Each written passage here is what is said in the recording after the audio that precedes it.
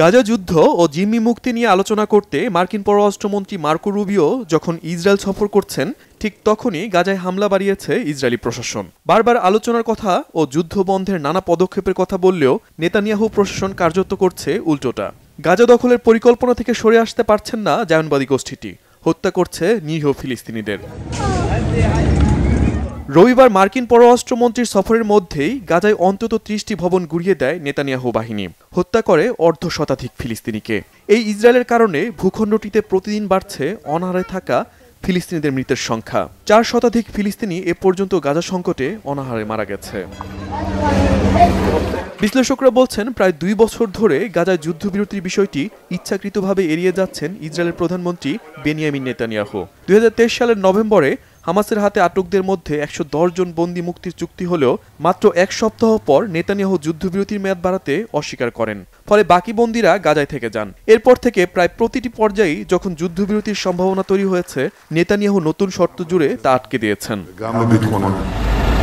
২০২৪ সালের মে মাসে একটি প্রস্তাবে হামাস রাজি হলেও ইসরায়েল প্রস্তাবটি এড়িয়ে গিয়ে রাফা শহরে অভিযান চালায়।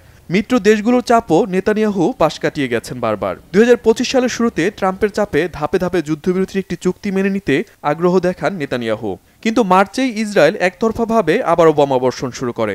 গত সপ্তাহে দোহায় মার্কিন সমর্থিত নতুন আলোচনার মধ্যেই ইসরায়েল হামলা চালানোর ফলে আলোচনা কার্যত ভেস্তে গেছে। মার্কিন পররাষ্ট্রমন্ত্রী ইসরায়েল সফরে এসে এসবেরই একটি সমাধানে উৎসাহী, কিন্তু ইসরায়েল যেভাবে গাজায় হত্যাযজ্ঞ চালাচ্ছে তাতে নতুন করে আর কোনো সমাধানের সম্ভাবনা দেখছেন না বিশ্লেষকরা।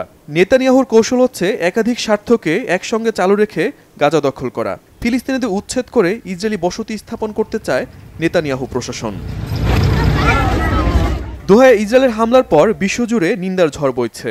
ফিলিস্তিনিদের গাজা ও মধ্যপ্রাচ্যে অশান্তি সৃষ্টির জন্য ইসরায়েলকে শাস্তি দিতে বিশ্ববাসীর প্রতি আহ্বান জানিয়েছেন কাতারের প্রধানমন্ত্রী শেখ মোহাম্মদ বিন আব্দুল রহমান আল থানি। কাতারের দোহায় আরব ইসলামী সম্মেলনে বক্তব্য দিতে গিয়ে কাতারের প্রধানমন্ত্রী বলেন, ফিলিস্তিনিদের উপর গণহত্যা, উচ্ছেদ অভিযান সহ ইসরায়েলের বর্বরতা বন্ধে মুসলিম বিশ্বের দেশগুলোকে দ্বৈত নীতি পরিহার করতে হবে। আর ইরাকের প্রধানমন্ত্রী মোহাম্মদ শিয়া আল সুদানি ইসরায়েলকে আটকাতে একটি ইসলামিক সামরিক জোট গঠনের আহ্বান জানিয়েছেন।